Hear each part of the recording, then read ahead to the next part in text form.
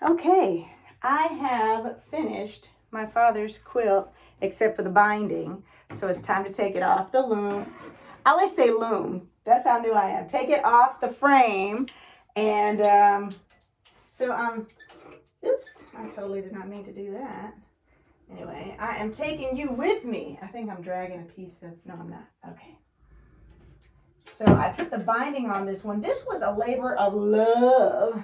They're all labors of love. I love doing quilts on the long arm.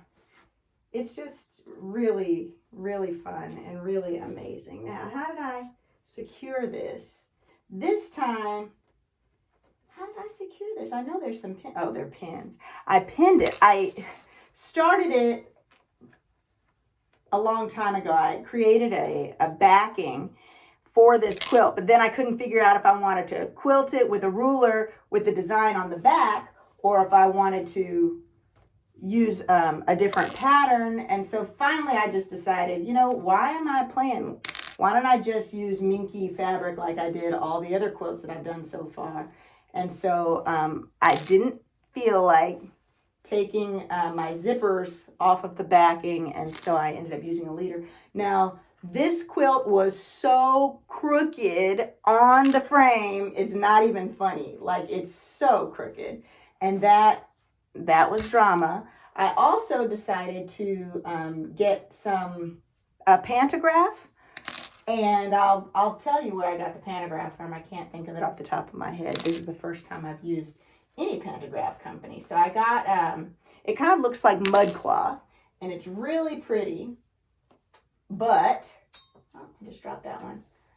But I guess going left to right on the pantograph, it was kind of lopsided. So I would start one row from left to right, and then I would start the next row from right to left. And that was a big mistake. Huge mistake. Should not have done that. So there's spots in here that aren't, hey Google, turn off the Moxie. There's some spots that aren't correct. They're just not right. But let's take it down. Let's see what we got. And we'll kind of look together at that one spot that I was talking about. Oops, I forgot there's a pin in there somewhere. I don't know where it went. I'm sure it will find my foot or my fingertips at some point. But taking it off the frame, and we'll take off these pins because, like I said, I was too lazy to start over with my zippers, but next time I will, because at least when I use the zippers, I know that it's straight on the frame.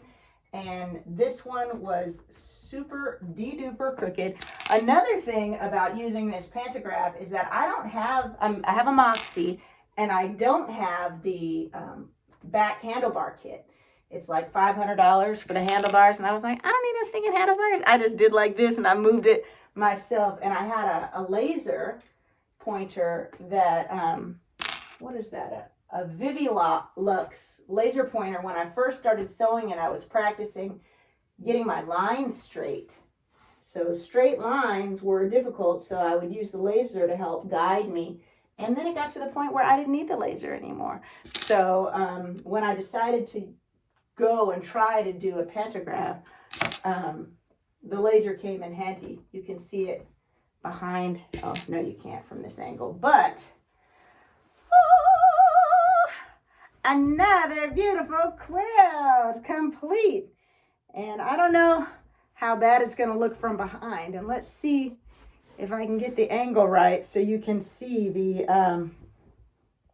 design. That's kind of like an African mud cloth type print in the back. And I know you really can't see it well, but there's one spot that I'm going to find that overlapped. And that's when I realized I needed to stay consistent. Start on one side and go to the other. But I don't have the backing plate.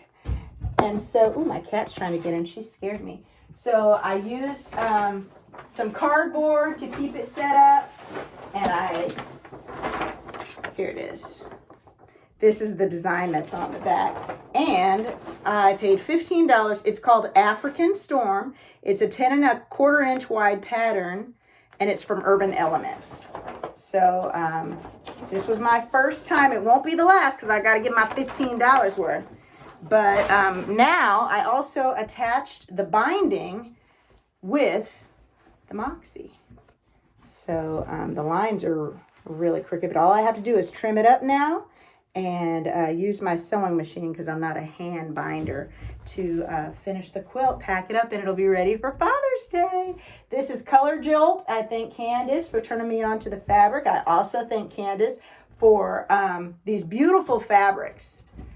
And of course, it was like months and months and months ago that I bought it, so I can't remember the name of the company, but I'll give you a shout out on that too. These fabrics, I saw you made this and it was just so beautiful. I had to try it myself and it's almost done. So another one done. Thanks.